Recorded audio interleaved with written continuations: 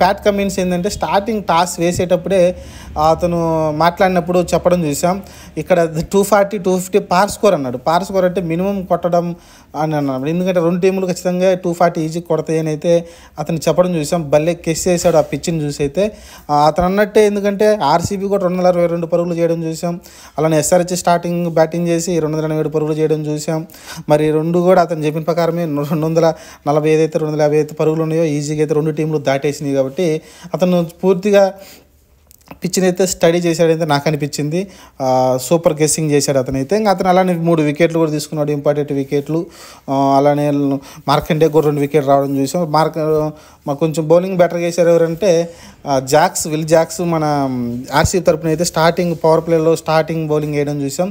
ఒక 2 ఓవర్లు అయితే మంచిగా వేయడం చూసాం, అంత క్రిటికల్ సిచ్యువేషన్లో కూడా. ఆ తర్వాత వేసిన 3 ఓవర్లు కూడా పిచ్చ కొట్టడం చూసాం. ఫర్గూసన్ కానీ టాప్ లైన్ కానీ కొట్టడం చూసాం.